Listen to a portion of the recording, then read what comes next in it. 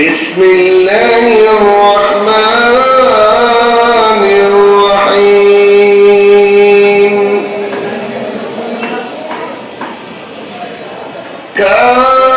كافها يا عين صاد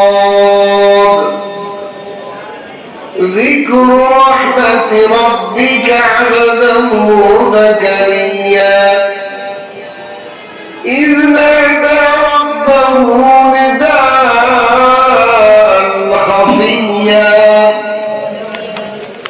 قال رب إني وهن العظم مني واشتعل الرأس شيبا ولم أكن بدعائك رب شقيا وإني خفت الموالي من ورائي وكانت امرأتي عاقرا فهب لي من لدنك وليا يرثني ويرث من آل يعقوب واجعله رب رضيا يا زكريا إنا نبشرك بغلام اسمه يحيى لم نجعل له من قبل سميا قال رب أنى يكون لي غلام وكانت امرأتي عاقرا وقد بلغت من الكبر عتيا قال كذلك قال ربك هو علي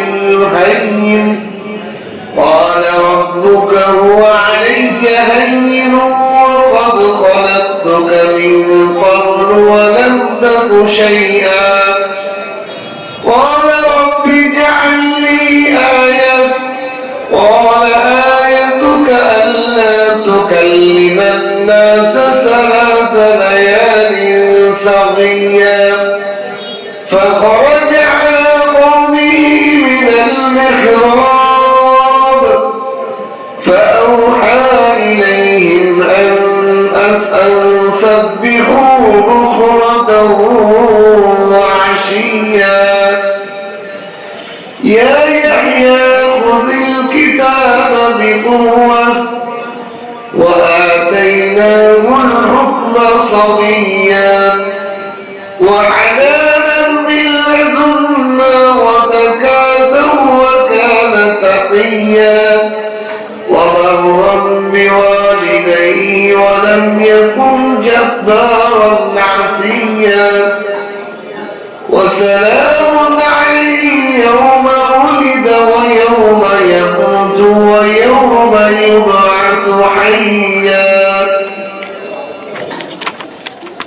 واذكر بالكتاب مريم إذ انتبذت من أهلها مكانا شرقيا فاتخذت من دونهم حجابا فأرسلنا إليها روحنا فتمثل لها بشرا سويا قالت إني أعوذ بالرحمن منك إن كنت تقيا قال إنما أنا رسول ربك لأهب لك غلاما زكيا قالت أنى يكون لي غلام ولم يمسسني بشر ولم أك بغيا قال كذلك قال ربك هو علي هين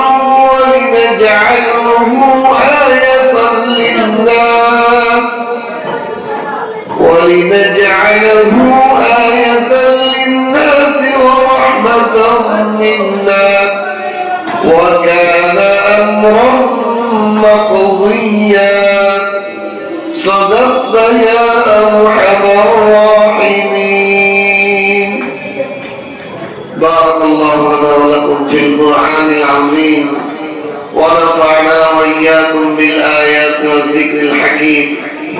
سبحانك لا علم لنا إلا ما علمتنا إنك أنت العليم الحكيم. ربي زدني علما ربي زدني علما رب اشرح لي صدري ويسر لي أمري واحلل عقدة من لساني يفقهوا قولي. আল্লাহ তাআলা লাখো কোটি শুকর ও সুজুদ যে মহান রব্বুল আলামিন আমাদেরকে দয়া করে মায়া করে প্রতি সপ্তাহে ন্যায় কোরআনে কারীমের তাফসীর করা এবং শোনার জন্য আমলের নিয়তে বসার তৌফিক দান করেছেন। এই জন্য কালিমাতুশ শুকর আদায় করে আলহামদুলিল্লাহ। আজকে আমি সূরা মারিয়ামের প্রথম দিক থেকে কিছু আয়াত তেলাওয়াত করেছি। আল্লাহ তাআলা যেন তৌফিক দান করেন এই আয়াতগুলোর রহস্য ভেদ বুঝা এবং আমলে পরিণত করার তৌফিক দান করে বলেন আমিন। আল্লাহ তাআলা সূরা মরিয়ম এই সূরার নামকরণ করেছেন মরিয়ম নামে। মরিয়ম সতী সিদ্ধ একজন নারীর নাম। পৃথিবীর বিখ্যাত একজন পবিত্র নারীর নাম হল মরিয়ম। এই সূরা মক্কায় অবতীর্ণ হয়েছে। এই সূরা ভিতর হযরত ইব্রাহিম আলাইহিস সালাম দেশান্তরের ঘটনা আছে।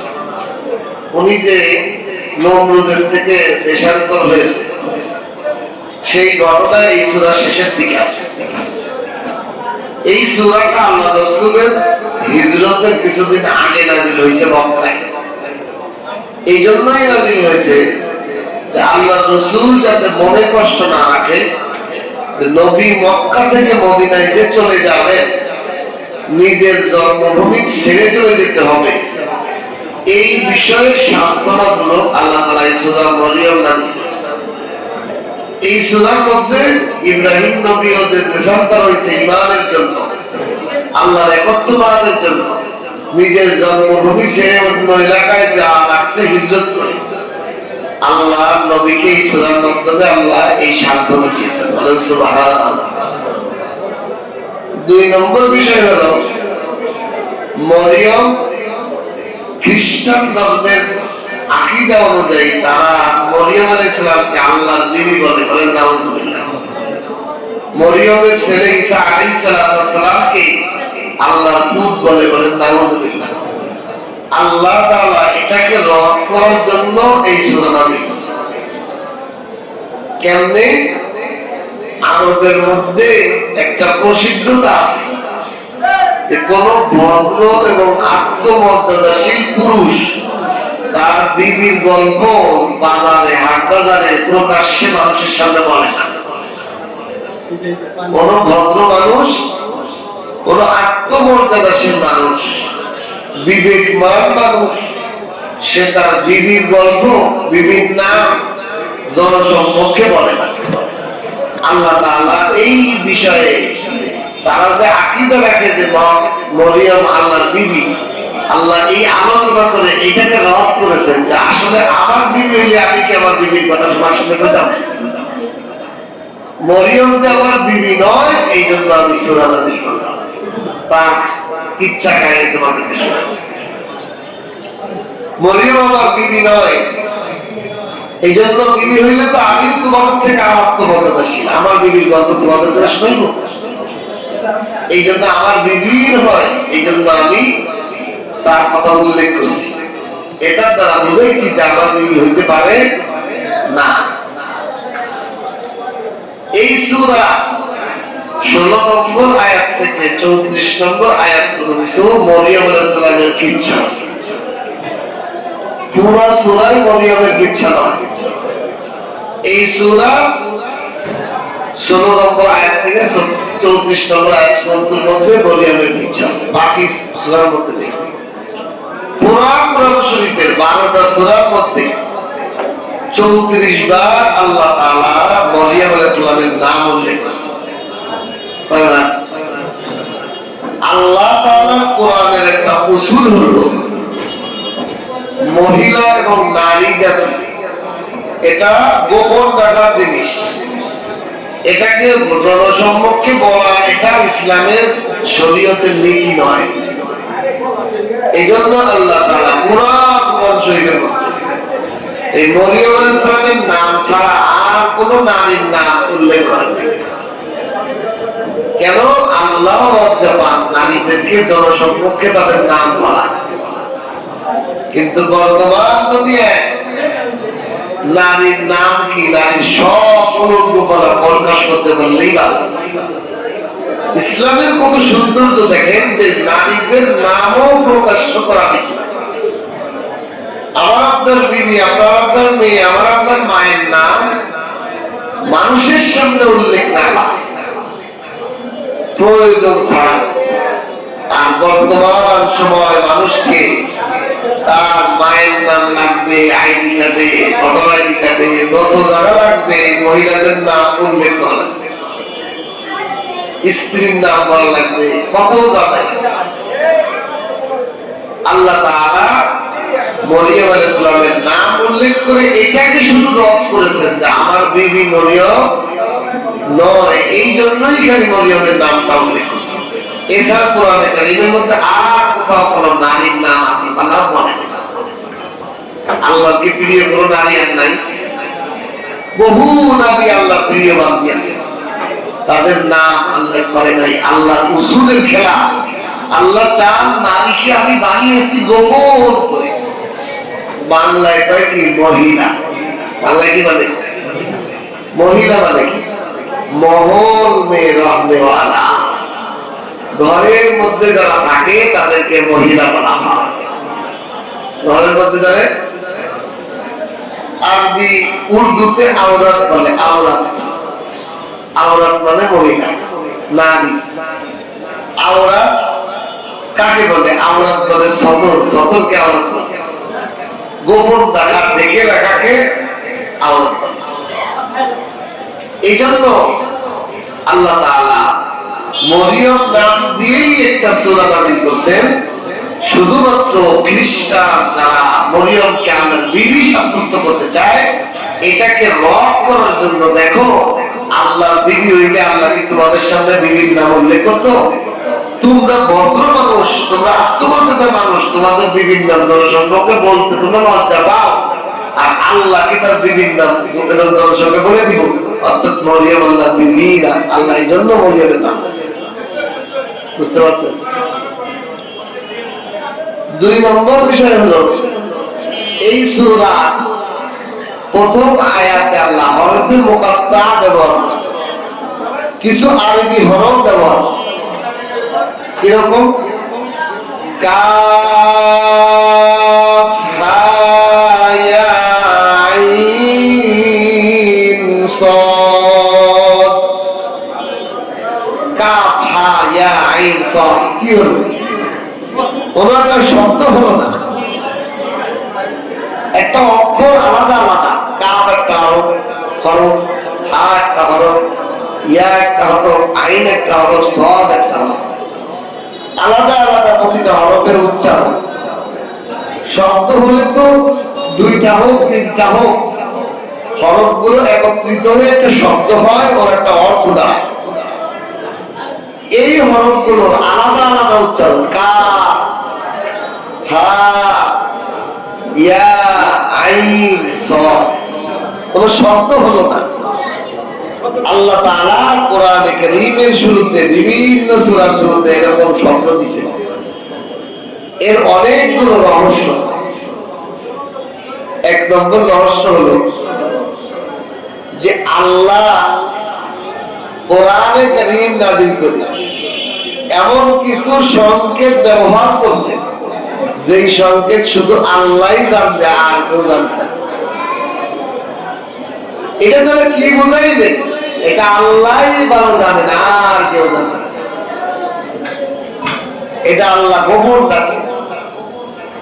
দুই নম্বর বিষয় হলো এই কোরআন যারা পড়ে আলেম হল তাদেরকে ইসলাহ করছেন, সংশোধন করছেন, তাদেরকে ইসলাহ করছেন। কিভাবে সংশোধন করছেন?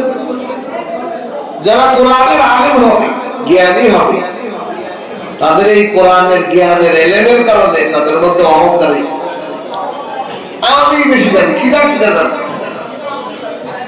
জানার একটা গর্বী আছে, জানার কি আছে, একটা গর্বী আছে, উত্তপ্ত আছে, জানলে আমি বেশি, তুই কি বুঝিস, একটা অহংকার আছে জানলে। আল্লাহ তাআলা তার খাস বান্দা আলেমদেরকে ইসলাহ করছেন এইগুলো দিয়ে। কিভাবে?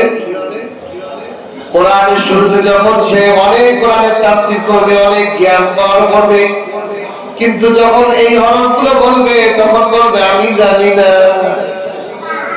জানতে বলা শুরুতে মুখ দিয়ে আমি যে জানি না, এই কথা বলা কঠিন।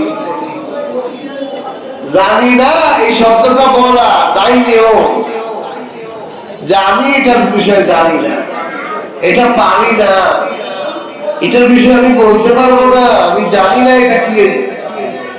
এই কথা বলতে পারা জ্ঞানের জন্য বড়ই বিনয়। একজন আলেম যত বড় কোরআনের তাফসীর কারক হোক, সে শুরুতেই বলবে কাফ হা ইয়া আইন সাদ, আমি এটার ভাষায় জানি না, আল্লাহই ভালো জানে এটা কি কইছে। এই যে বিনয়, এই যে শুরুতেই সে বলবে যে আমি জানি না, আমি আল্লাহর এই কথাটা আমি জানি না, আল্লাহই শুধু জানে। এই যে না জানা বলতে পারা, এটা জ্ঞানের উপর বিশাল বড় আগুনের স্যার। এই জন্য আল্লাহ তাআলা কোরআন কারীমের শুরুতে এই হরফে মুকাত্তার ইয়াসিন, কফ, আলিফ লাম মিম বিভিন্ন হরফ আছে। 3 নম্বর বিষয় হলো এই হরফগুলো এনে আল্লাহ তাআলা শুরুতে বুঝাইলেন, দেখো কাফ একটা হরফ, হা একটা হরফ, ইয়া একটা হরফ, আইন একটা, সাদ একটা হরফ। এইগুলোকে বলবে তুমি বুঝো না আমার কালাম, তারপরেও তুমি বুঝতে করতে থাকো। 3 নম্বর কারণ হলো কোরআন বোঝো আর না বোঝো, পড়লেই সব।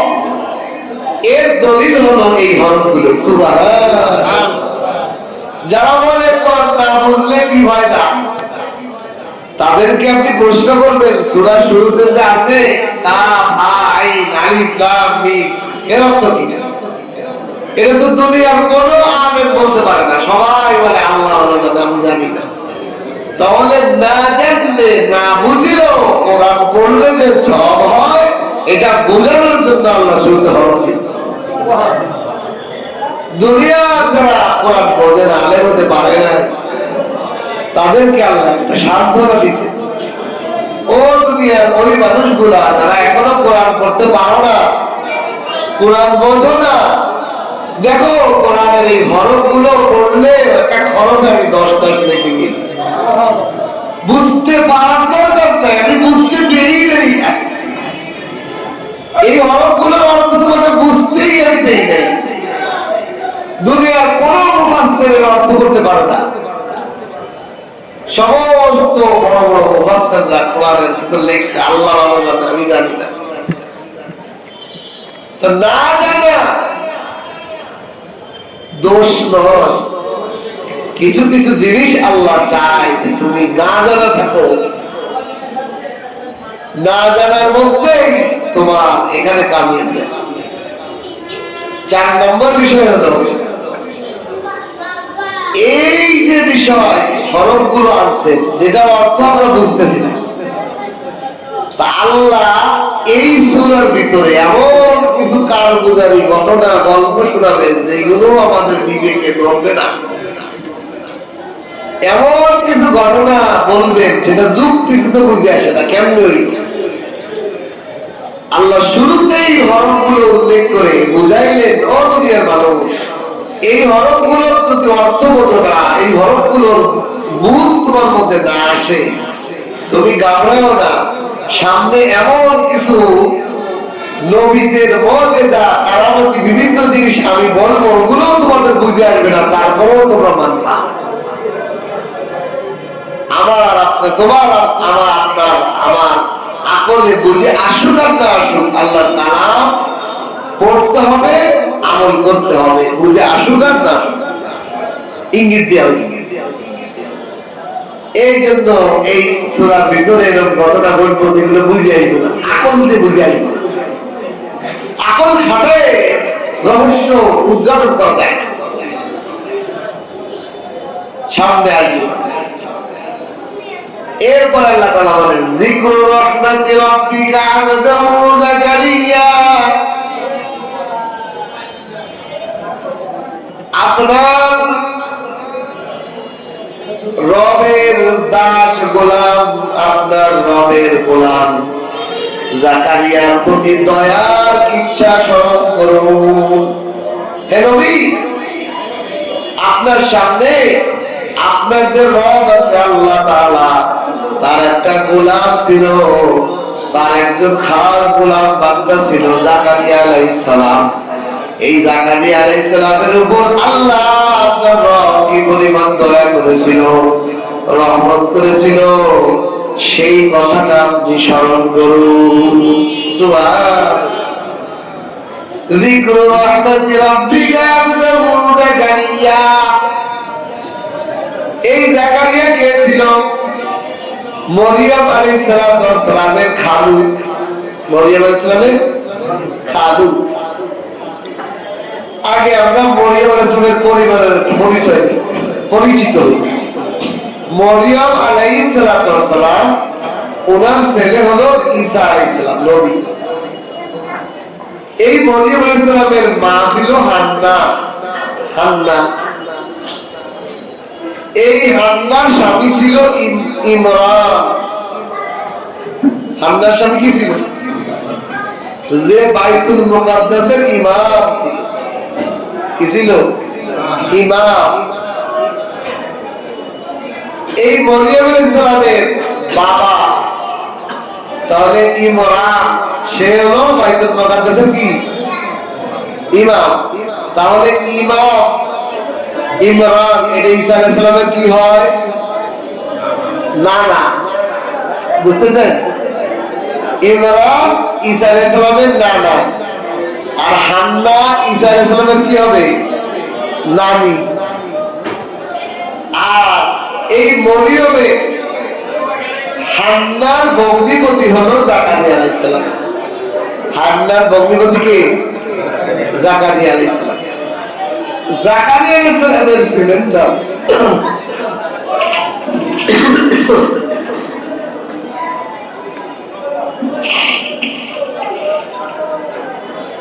জাকারিয়া আলাইহিস সালামের ছেলের নাম হলো ইয়াহইয়া। তাহলে ইয়াহইয়া আলাইহিস সালাম ঈসা আলাইহিস সালামের কি মামা, মরিয়মের খালাতো ভাই। খালুর ছেলে মরিয়মের খালাতো ভাই না? তাহলে ঈসা আলাইহিস সালামের কি মামা। পরিবারের পরিচয় পাইছেন? এইবার আল্লাহ তাআলা বলছে, হে নবী, যিকরু রাহমাতি রাব্বিকা আবদাহু যাকারিয়া, স্মরণ করুন হযরত জাকারিয়া আলাইহিস সালাম, যিনি আপনার রবের একজন গোলাম দাস, তার প্রতি আপনার রব কি পরিমাণ দয়া করেছিল সেই কথা স্মরণ করুন। কি দয়া করেছিল? ইয নাদা রাব্বাহু নিদাআন খাফিয়া, এই জাকারিয়া আলাইহিস সালাম নির্জনে চুপে চুপে আল্লাহকে ডাকতেছে, ওগো আল্লাহ। ইয নাদা রাব্বাহু, হে রব, গোপনে নির্জনে আল্লাহকে ডাক দিয়েছিল। قال رب إني وهن العظم مني واشتعل الرأس شيبا ولم أكن بدعاء ربك شقيا। ও আল্লাহ, যত দোয়ার যত ডাক আপনাকে দিয়েছি, সমস্ত ডাকের জবাব তো আপনি দয়া করে দিয়েছেন। সেই ভিত্তিতে আমি দেখেছি, আমি যখনই যে সময় যেভাবেই আপনার কাছে যতগুলো দোয়া করেছি, ডাক দিয়েছি, আপনি আমার অতীতের সমস্ত দোয়াগুলো কবুল করেছেন। এই কবুলের ভিত্তিতে আমি আপনার কাছে, আমার হাড্ডি দুর্বল হয়ে গেছে, আমার চুল সাদা হয়ে গেছে, তারপরও আমি একটা সন্তান আপনার কাছে চাই। কেন চাই? وَإِنِّي خِفْتُ الْمَوَالِيَ مِنْ وَرَائِي وَكَانَتِ امْرَأَتِي عَاقِرًا فَهَبْ لِي مِنْ لَدُنْكَ وَلِيًّا يَرِثُنِي وَيَرِثُ مِنْ آلِ يَعْقُوبَ وَاجْعَلْهُ رَبِّي رَضِيًّا। আমি আমার বংশে, আমি মরে যাওয়ার পর আমার উত্তরাধিকারীর একজন সন্তান দরকার। আমি যদি মারা যাই, আমার এই ধন সম্পদের মালিক কে হবে? আমার উত্তরাধিকারী একটা সন্তান দরকার। আমি তো বুড়ো হয়ে গেলাম, আমার বিবি ছিল বর্দা, এতদিন বুড়া হয়ে গেছি, আমি যত দোয়া করেছি কবুল হয়েছে। ওই কবুল হওয়া দোয়ার উপর ভক্তি করে আমি আপনার কাছে একটা চাই, একটা ওয়ারিস সন্তান, যেই সন্তানটা আমার উত্তরাধিকারী হবে, ইয়াকুব নবীর উত্তরাধিকারী হবে। কারণ ইয়াকুব নবীর বংশধর না, এই জন্য আমারও উত্তরাধিকারী হবে, ইয়াকুব নবীরও উত্তরাধিকারী হবে। এখন নবীরা উত্তরাধিকারী রাখার জন্য একটা স্টেজে চাইতেছে, এটা কি ধন সম্পদের উত্তরাধিকারী না। তাফসীরের মধ্যে লেখে হযরত জাকারিয়া আলাইহিস সালাম একজন মেস্তরি ছিল, মেস্তরি। আমরা তো আজ আলেম হয়ে গেলে আর কোনো কাজ করতে পারছি না, কি একটা বিষয়। আমি আলেম হয়ে যদি কাঠ মিস্ত্রি কাজ করি, তবে হুজুর কি এটা করবে? হযরত জাকারিয়া আলাইহিস সালাম কাঠ মিস্ত্রি করে দুজন সংসার চালাইতেন। তাহলে ওনার ধন সম্পদ কি বিশাল? একজন মিস্ত্রির কি কোটি কোটি টাকা হয়? তো কি ধন সম্পদের উত্তরাধিকারী রাখতে চাচ্ছিলেন? উনি যে ওই জামানার নবী, ওই নবীর যে নবুয়তের প্রচার প্রসার ছিল, উম্মতকে নসিহত করার দায়িত্ব ছিল, উম্মতকে ইবাদতের মধ্যে উদ্বুদ্ধ করার দায়িত্ব ছিল।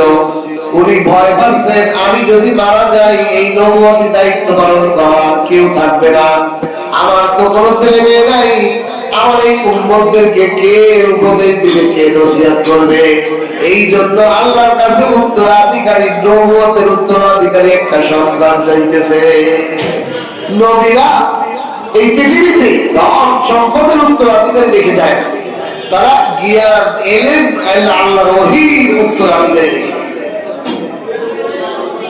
তো জাকারিয়া আলাইহিস সালাম এই উত্তরাধিকারী কেন উনি চাইলেন, এই দোয়া কেন করলেন, এর পিছনে আর একটা ঘটনা আছে।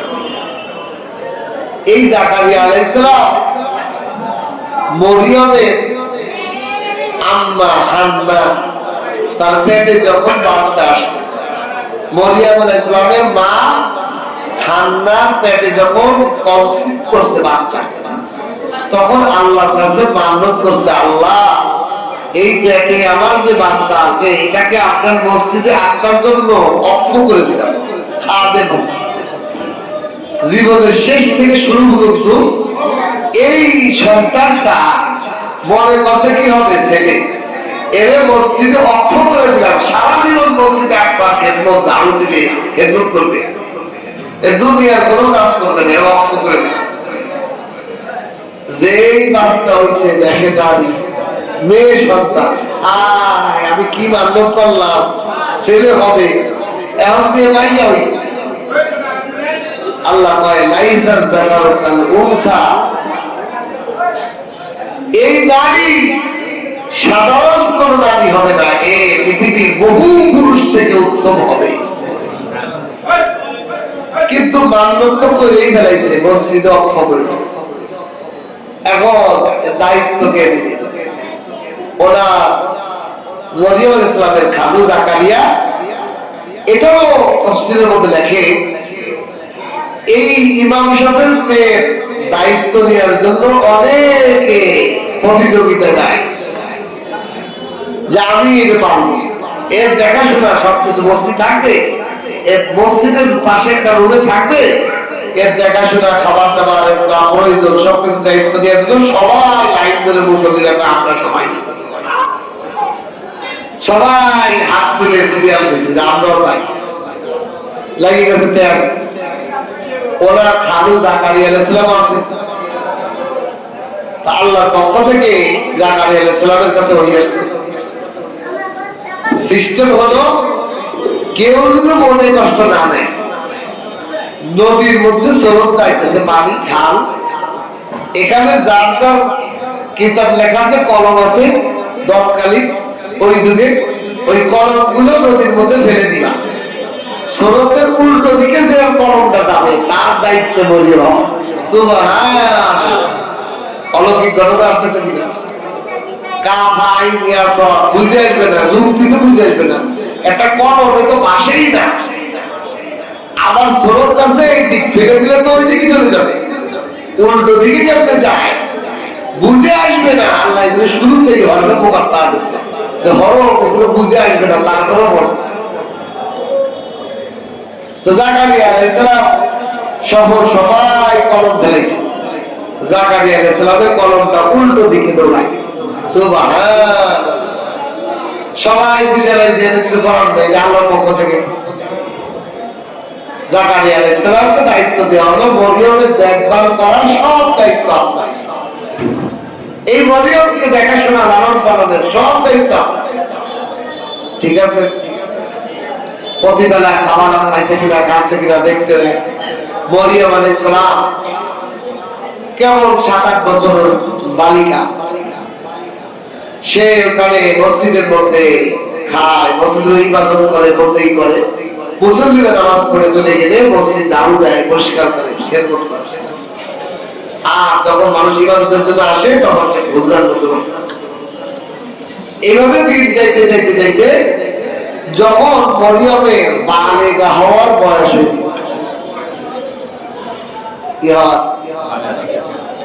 এর আগ দিয়ে একদিন জাকারিয়া আলাইহিস সালাম রুমের ভিতর ঢুকে দেখে বেমৌসুমি ফল তার সামনে। ধরেন এখন তরমুজ হয় না, জাম হয় না, লিচু হয় না, এই সিজনে যেই ফলগুলো হয় না, আম হয় না, সেই ফলগুলো তরতাজা মরিয়মের রুমের মধ্যে খালসা ভরা সাজানো। কিরে, আপনি ছাড়া তো তোমার রুমের মধ্যে কেউ ঢুকতে পারে না, আমি তো তালা মেরে ফিরে যাই যাবার, তুমি তো কাউ তোমার কাছে আসার সুযোগ নেই, আমি তত্ত্বাবধান করি। জাকারিয়া আলাইহিস সালাম এই ভিতরে তোমার কাছে ফল দিল কিনা, ফল কোথা থেকে আসে? قال هي من عند الله। কি সুন্দর উত্তর! মরিয়ম আলাইহিস সালাম বলে এটা আল্লাহর পক্ষ থেকে আসছে। সুবহানাল্লাহ। আমাদের মা বোনরা কোরআন পড়ে না, আমরাই পড়ি না, আমাদের মা বোনরা পড়ে কি? এখানে এমন একটা নির্দেশ, এমন একটা গুরুত্বপূর্ণ উপদেশ আমাদের জন্য রয়েছে। কি দেখে আমাদের মা বোনরা আছে না, দিলটা নরম, ভাঙ্গা, কই সারা জীবন বাপের হোটেলে খাইলাম, বাপ মরে গেলে ভাইয়ের হোটেলে খায়, বিয়ে হওয়ার পর স্বামীর হোটেলে খায়, স্বামীর পরে ছেলের হোটেলে খায়, জীবনটা অন্যের ঘরে কাটাই না। দুর্বল আছে না মেয়েদের? ও মেয়েরা, তোমার দুনিয়ার নারীরা, তোমাদের জন্য নসিহত আছে। আল্লাহ তাআলা মরিয়ম আলাইহিস সালামকে আসমান থেকে খাবার দিয়ে বোঝাইলেন, কোন নারী যদি আল্লাহর জন্য নিজের জীবনকে উৎসর্গ করে, স্বামী ছাড়া, বাপ ছাড়া, ভাই ছাড়া, ছেলে ছাড়া, আসমান থেকে আল্লাহ রিজিক দিয়ে তারে খাওয়ায়। আর আজকাল নারীরা কি করে?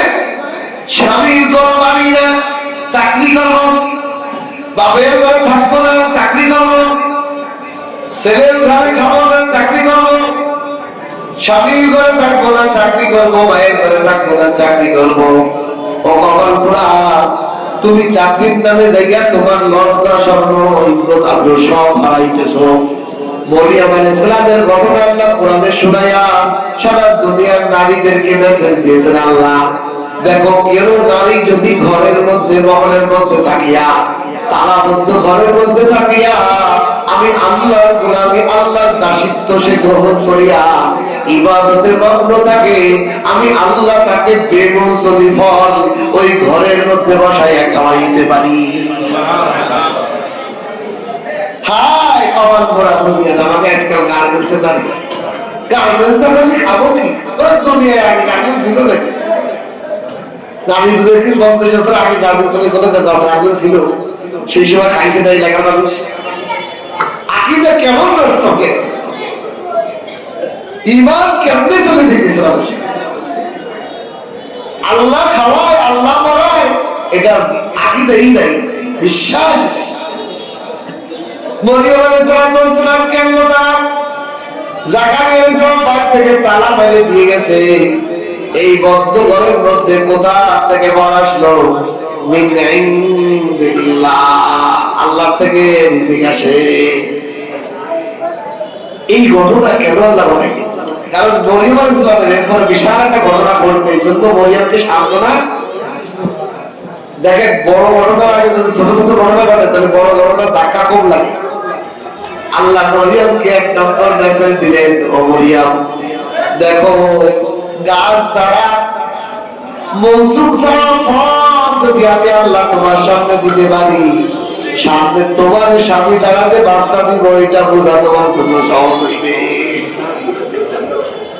তোমার সহজ। এখন জাকারিয়া আলাইহিস সালাম এই ঘটনা দেখি, ও আল্লাহ রে আল্লাহ, মরিয়মের সামনে বেমৌসুমি ফল আসছে যে আল্লাহ এরকম দিতে পারে।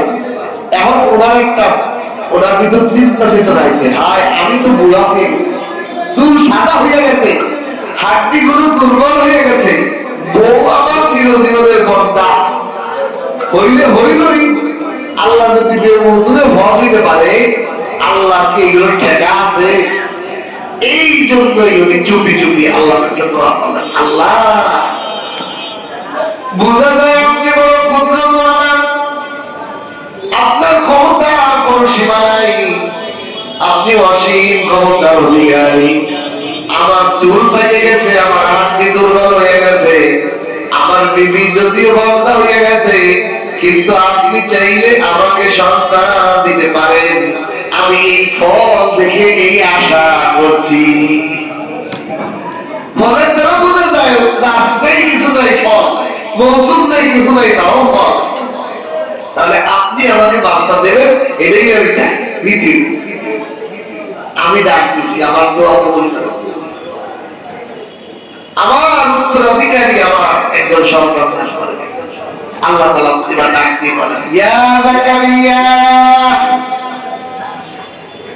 ইন্না নুবাশশিরুকা বিগুলামিন ইসমুহু ইয়াহইয়া লাম নাজআল লাহু মিন ক্বাবলু সামিয়্যা। ও জাকারিয়া শোনো, সুসংবাদ শোনো, বিগুলামিন একটা ছেলে সন্তানের সুসংবাদ শোনো।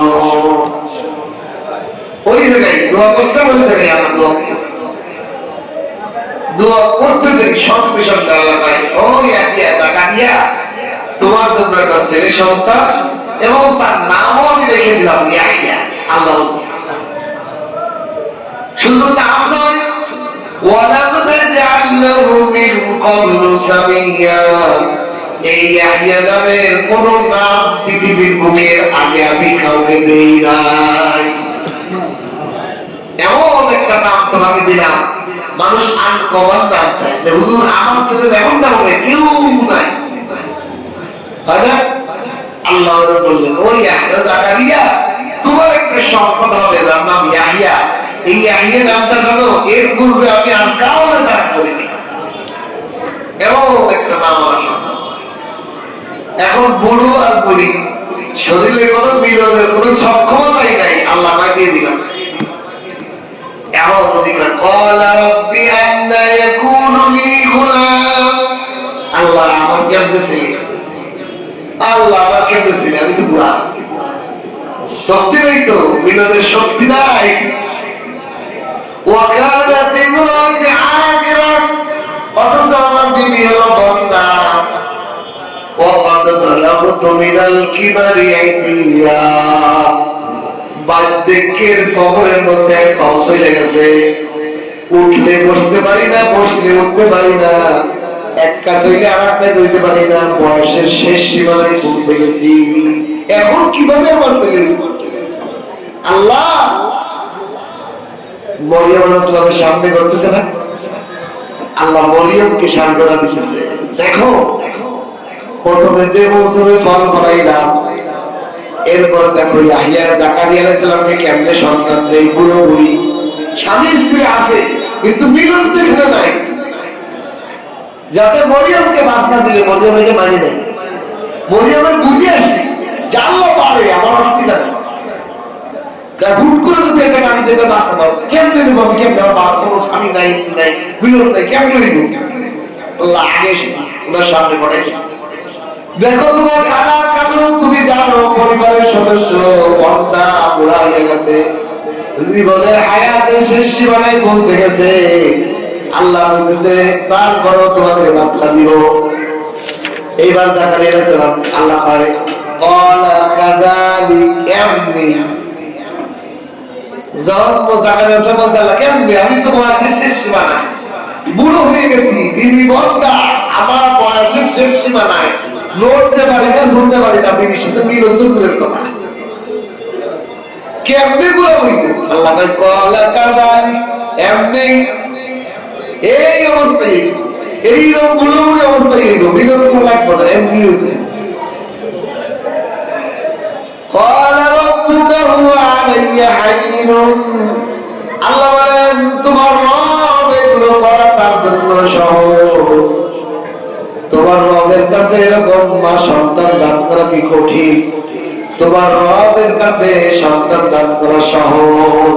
وَقَدْ خَلَقْتُكَ مِنْ قَبْلُ وَلَمْ تَكُنْ شَيْئًا, ও জাকারিয়া তুমি তো জমিনের কোনো বস্তুই ছিলে না, তুমিও তো অদৃশ্য ছিলে, কোনো বস্তুই ছিলে না।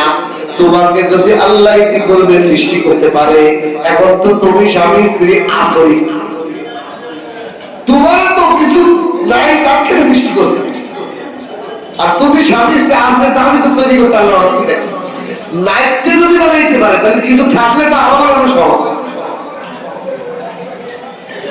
ক্বালা রাব্বি ইজআল লি আয়া, আল্লাহ বুঝলাম, ঠিক আছে, আমার একটা নিদর্শন দেন, আমি বুঝে গেছি আমার বাচ্চা কেমনে, বাচ্চা হওয়ার কিছু আলামত দেন, নিদর্শন আমার সামনে দেন, আমি বুঝবো যে বাবা ছেলে হইতেছে, এটা নিদর্শন দেন, আয়াত দেন।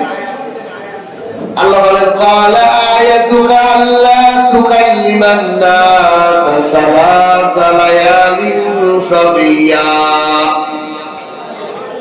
ও জাকারিয়া যখন দেখবে তুমি 3 দিন পর্যন্ত মুখ দিয়ে কথা বলতে পারবে না, বোবা হয়ে যাবে, মানুষের সাথে ইশারায় কথা বলতে হবে, জবানের ভাষা তুমি হারিয়ে ফেলবে, 3 দিন তোমার মুখ দিয়ে কথা বেরোয় না, তখনই বুঝবে তোমার বিবি প্রেগনেন্ট হয়ে গেছে, ছেলে এসেছে। সুবহানাল্লাহ।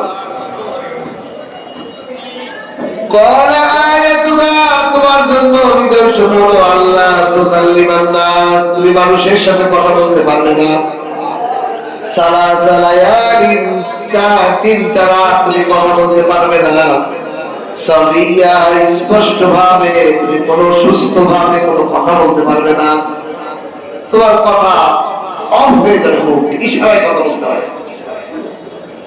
فخرج على قومه من المحراب, মরিয়ম আলাইহিস সালাম থেকে জাকারিয়া এবার মসজিদের মেহরাব থেকে বের হয়ে তার কওম, তার জাতির কাছে গেছে। فخرج على قومه من المحراب, যখন মেহরাব থেকে বের হয়ে, মসজিদের মেহরাব থেকে বের হয়ে জাকারিয়া আলাইহিস সালাম তার জাতি, তার গোষ্ঠীদের কাছে, লোকজনের কাছে গেল। فأوحى إليهم أن سبحوا بكرة وعشيا এখন উনি তো নবী হতেন ইমাম সাহেব উনি উম্মতের জাতির কাছে নসিহত করবে না তোমরা সকাল সকাল আল্লাহর জিকির করো তাসবিহ পড়ো ইশারায় কথা বলতে পারে না ইশারায় ফাআওহা ইশারা করলো ইলাইহিম তার জাতিদেরকে আন তাসবিহু তোমরা তাসবিহ করো বুকরাতাও ওয়াসিলা সকাল এবং সন্ধ্যায় আল্লাহ পাকের তাসবিহ পড়া এটা অনেক গুরুত্বপূর্ণ আমল সকাল এবং সন্ধ্যা বড় দামি টাইম এই দুইটাই কোন কোন মুফাসসির বলছে ফজরের নামাজ আর আসরের নামাজের গুরুত্ব বুঝাইছে এই দুই টাইম আসর থেকে মাগরিব আর ফজরের পর এই টাইমগুলো আল্লাহ পাকের জিকিরের মধ্যে থাকা সুবহানাল্লাহ আলহামদুলিল্লাহ জিকির লা ইলাহা ইল্লাল্লাহ আল্লাহু আকবার তো যখন গেলে এরপর আল্লাহ তাআলা ওই ইশারা হয়ে গেছে ইশারায় কথা বলে এইবার আল্লাহ তাআলা দশ সন্তান জন্ম দিলেন ইয়াহইয়া নামক একটা সন্তান এবার ইয়াহইয়াকে বলেন ইয়া ইয়াহইয়া খুযিল কিতাবা বিকুওয়া ইতিপূর্বে মুসা আলাইহিস সালাম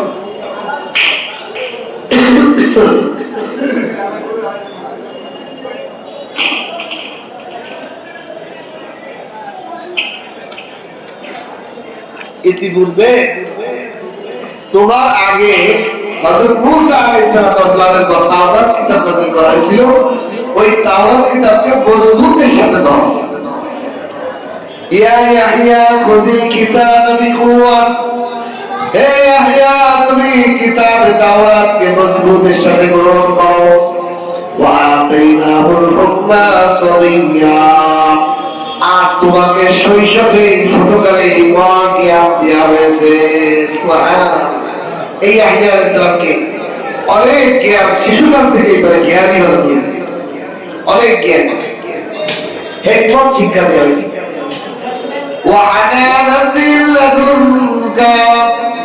তাকে বড় কোমল হৃদয়ের বানানো হয়েছে এবং পবিত্র জিন্দেগি সে পবিত্র জীবন কোমল জীবন এই ইয়াহইয়াকে দান করা হয়েছিল খুব পবিত্র পরিচ্ছন্ন থাকত কোন পাপ তাকে ধরত না কোন মাখলুক আর গুনার কাজ ওই ইয়াহইয়া আলাইহিস সালাম করতেন এবং অনেক কোমল হৃদয়ের মানুষ ছিল ওয়াকানা তাকিয়া আর বড় পরেজগার মুত্তাকি ছিলেন ইয়াহইয়া ওয়াবাররা বিওয়ালিদাইহি সে তার বাবা মার কত বড় ভক্ত ছিল ভক্ত বাবা মার প্রতি অত্যন্ত দয়ালু বাবা মার প্রতি অত্যন্ত দয়াবান মেহেরবান ছিল ওয়ালাম তাকু জাব্বারান নাসিয়া আর সে সীমালঙ্ঘন এবং উদ্বৃত্ত খারাপ আখলাক তার মধ্যে ছিল না দাদাবাড়ি এরকম ধরনের উশৃঙ্খল চরিত্র তার মধ্যে ছিল না অবাধ্যতা ছিল না আল্লাহ তাআলা বলেন ওয়াসালামুন আলাইহি এই ইয়াহইয়া আলাইহিস সালামের উপর আল্লাহ তাআলা শান্তি বর্ষণ করে দিয়েছেন ইয়াউমা ওয়ালিদা যখন সে জন্মগ্রহণ করলেন তখন আল্লাহ তাআলা তার উপর শান্তি নাযিল করলেন ওয়া ইয়াউমা ইয়ামুতু আর যখন সে মৃত্যুবরণ করবে তখন আল্লাহ শান্তি নাযিল করে দিয়েছেন ওয়া ইয়াউমা ইউবআসু হাইয়্যা কিয়ামতের দিন ইয়াহইয়া আলাইহিস সালাম আবার জীবিত যখন হবে তখন আল্লাহ তার উপর শান্তি নাযিল করেছেন অর্থাৎ আল্লাহ তাআলা তাকে জন্ম মৃত্যু কিয়ামত সব অবস্থায় তার উপর শান্তি মানে সে জান্নাতের সার্টিফিকেট দিয়েছে সুবহানাল্লাহ জাকারিয়া আলাইহিস সালামের এই সন্তান ইয়াহইয়া এমন হবে তার জন্মের সময় আল্লাহ শান্তি তার মৃত্যুর সময় আল্লাহ শান্তি দান করেছেন তার হাসরের ময়দানে তার শান্তি অর্থাৎ সে নাজাত সে জান্নাতি সন্তান এই ইয়াহইয়া আলাইহিস সালামের জন্ম কার সামনে হলো মরিয়ম আলাইহিস সালামের উপর এখন দেখেন তাহলে মরিয়ম আলাইহিস সালামের সামনে মরিয়ম আলাইহিস সালামের ঘটনা ঘটানোর আগে আল্লাহ দুইটা ঘটনা ঘটালেন এক বেমৌসুমি ফল তারা রিজিক দিয়ে খাওয়ায় দিলেন যে আল্লাহ ফল ফলানোর জন্য গাছ দরকার হয় না, আল্লাহ ফল ফলানোর জন্য মৌসুম হওয়া লাগে না, আল্লাহ ফল দিতে পারে। 2 নম্বর, তোমার খালা খালু বুড়ো বুড়ি হয়ে মৃত্যুর দ্বারাতে আনতে পৌঁছে গেছে, এই টাইমেও তাদেরকে আল্লাহ সন্তান দিলেন মিলন ছাড়া। এর মানে মিলন লাগে না, আল্লাহ চাইলে যে কাউকে সন্তান দিতে পারে। তাই এই 2 ঘটনা ঘটানোর পর এইবার আল্লাহ বলছে মরিয়মের কিচ্ছা, এবার বলতেছে কি মরিয়মের কিচ্ছা। ওয়াজকুর ফিল কিতাবি মারইয়াম, হে নবী আপনি স্মরণ করুন কিতাবের মধ্যে মরিয়মের গল্প স্মরণ করুন।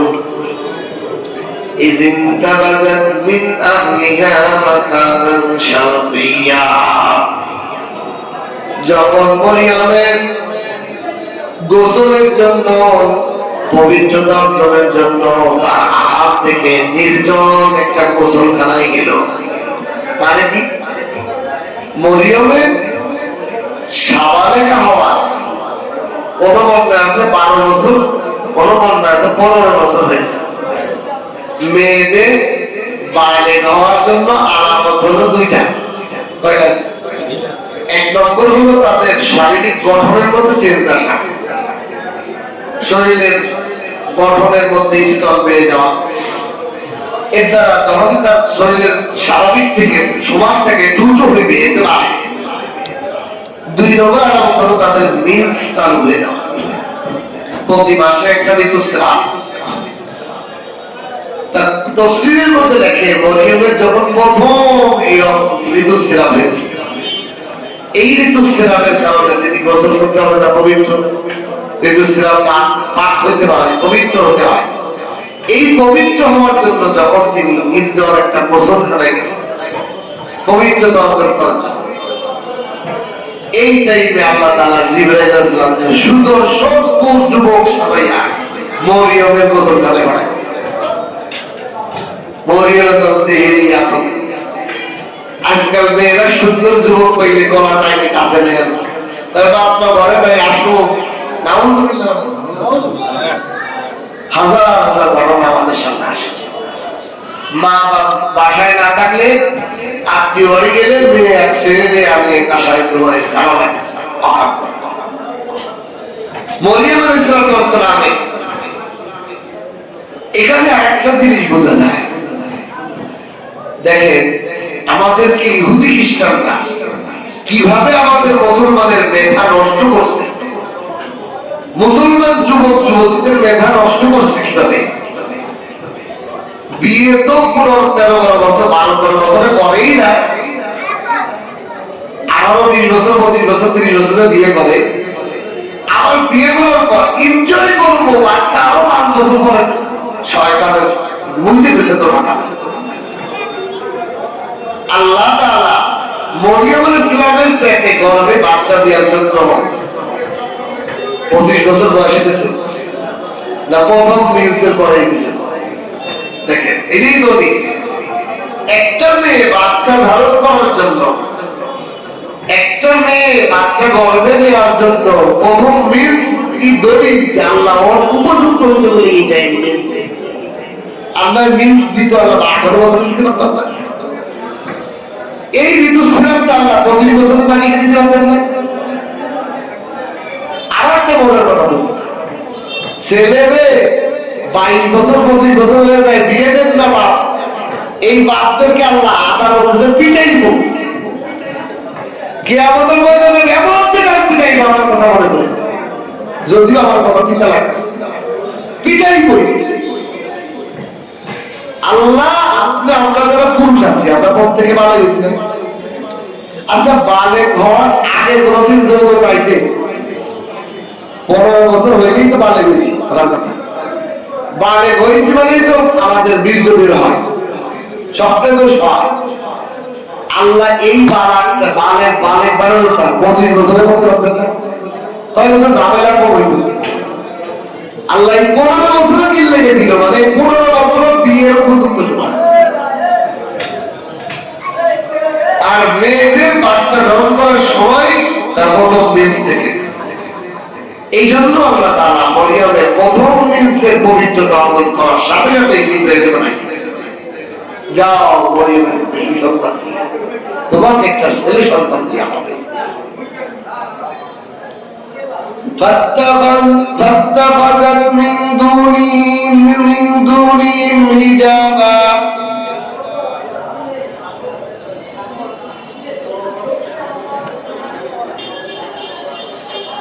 فاتخذت من دونهم حجابا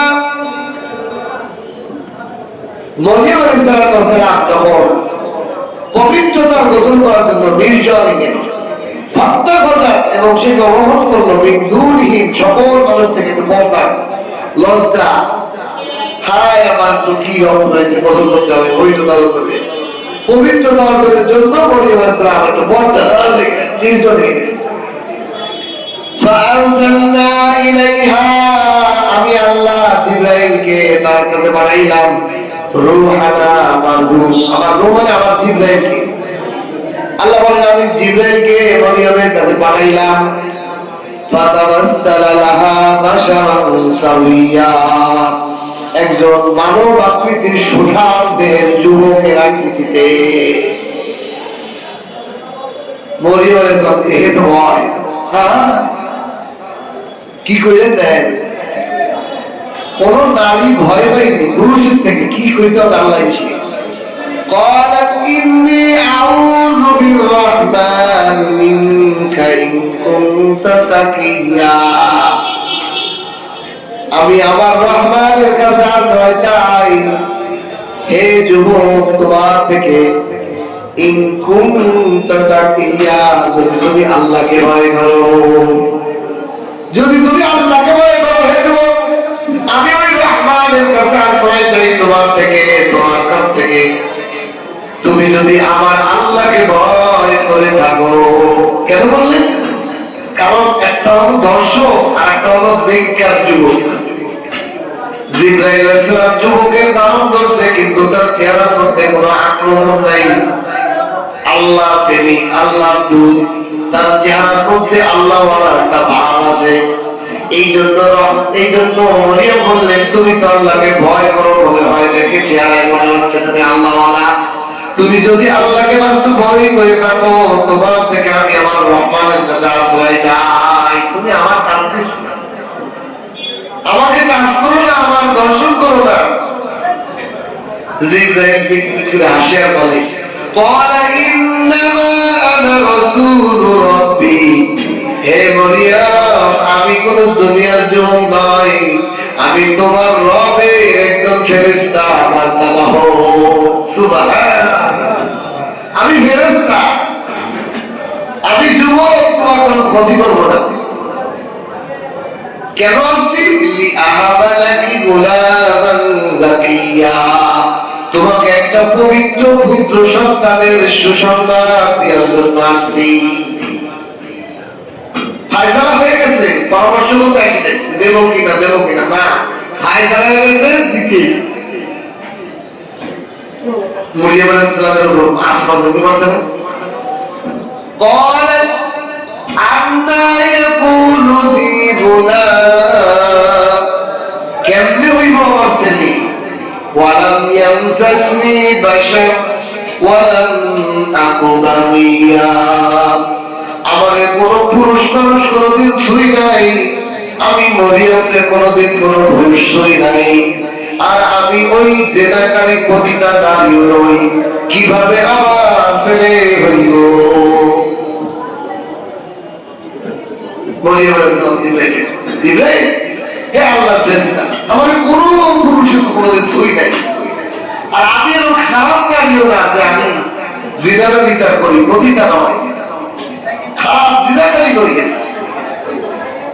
জিবরাইল বলে ক্বালা কাযালিক, এমনি হইব, তোমার সামনে ঘটছে না, যেমনে তোমার ফল দিলাম, আসমানে বেমৌসুমে ফল খাওয়াইলাম, যেমনি তোমার সামনে তোমার খালা বৃদ্ধ বয়সে মরণাপন্ন, ওই টাইমে তাদের মিলন ছাড়া কেমনে বাচ্চা দিলাম, এমনি তোমারও দেয়া হবে। এইবার বুঝেছি মরিয়মের এই দুই ঘটনা আগে ঘটাইয়ে এই বাবা কারণ 12-13 বছরের যুবতী এত বুঝবে কেন আল্লাহ আগে যদি ঘটনা করেছে, কারণ হুট করে যদি এত বড় একটা চাপ দেয় তো কিছু ভালো না, এই জন্য আগেই দুটো ঘটনা ঘটাই সহজ করে দিচ্ছে। ওই রকম এক নেই কাজ কম নেই, অমনে দেওয়া হবে তোমাকে।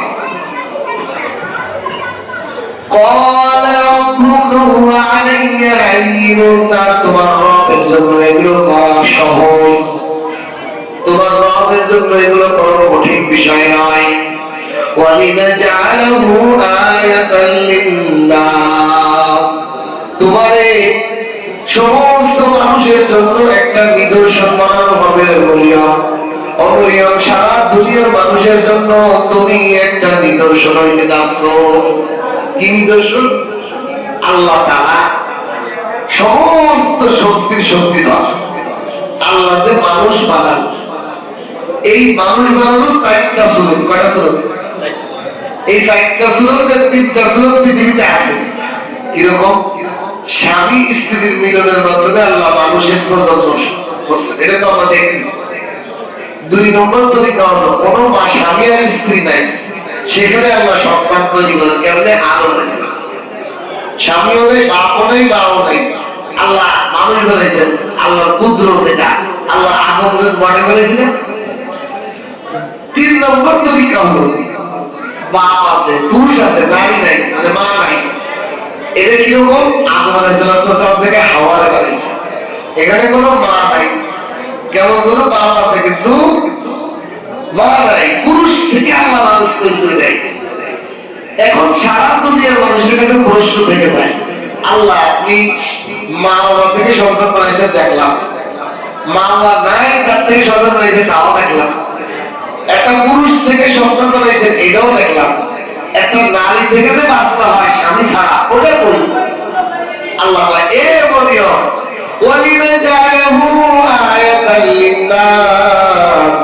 সারা দুনিয়ার মানুষের জন্য অমরিয়ম তোমাকে আমি একটা নিদর্শন বানাইলাম। কি নিদর্শন? আমার কুদরতের একটা নিদর্শন। তুমি এমন এক নারী, তার জীবনের শুরু থেকে তার এলাকার, তার শহর, তার অঞ্চলের কোন মানুষ তোমাকে, তোমার মাও এলাকায় ছিল না, তোমার বাবা ইমাম সাহেব ছিল, তোমার পরিবারটা ছিল সব, আর তোমাকে আমি আগের থেকেই বান্ধব করে মসজিদের মধ্যে নিরাপদের তালাবদ্ধ তোমার পাচ্ছি, পাইলে তোমার পবিত্রতা সবার সামনে ফুটাইয়া তোমার গর্বেই আমি একটা সন্তান দিয়ে তোমাকে মডেল বানাইছি। কিন্তু যদি একটা মেয়ে তার মা বাসা থাকতো, সবার সামনে তার পবিত্রতা থাকতো, ওর মা বাবা থাকা কোনটা বলে কোন সময় কোন পুরুষদের অকাম করে বাসা নিয়েছে, ওই জন্য কি হইতো? এই জন্য আল্লাহ মরিয়মকে তার মা বাবার হয়ে পারে নাই, মসজিদের মধ্যে পারছে, মুসল্লিরাও দেখছে, এত আবেদনে, এত সচ্চরিত্র পবিত্র নারী, সে সারা দুনিয়ার জন্য একটা মডেল হইতে যাইতেছে। এই জন্য তাকে আল্লাহ পবিত্রদের থেকে পবিত্র জীবন দিয়ে সকলের সামনে একজন আবেদা, সারাদিন 24 ঘন্টা আল্লাহ ঘরে ইবাদতে মগ্ন থাকে একটা নারী, যার ইবাদতের ব্যাপারে সবার কাছে প্রসিদ্ধতা, সে তো আল্লাহর ঘরে সর্বদাই থেকে বলে থাকে। এমন নারী, তার গর্ভে আল্লাহ তাআলা পুরুষ ছাড়া সন্তান দিয়ে তাকে পৃথিবীর বুকে একটা নিদর্শন বানাবে। এই জন্য আল্লাহ তাআলা বলেছেন আয়াতাল লিন্নাস, সারা দুনিয়ার জন্য, সারা দুনিয়ার মানুষের জন্য তোমাকে আমি বিশাল একটা নিদর্শন বানাবো। তোমার মাধ্যমে আমি রহমান বানাবো। তোমার শুধু নিদর্শন না, সারা দুনিয়ার মানুষের জন্য একটা রহমত বানাইবো। আমার পক্ষ থেকে তোমার প্রতি একটা রহমান। আর এই বিষয়টা আমি আল্লাহর ফায়সালা হয়ে গেছে। এখন পরামর্শ তো আসলে জিব্রাইল আগের থেকে ফায়সালা হয়ে গেছে আসমান। আল্লাহ তাআলা এইভাবে ওনার সন্তানকে জন্ম দিলেন। শরীর অনেক ক্লান্ত, আজকে করতে থাক।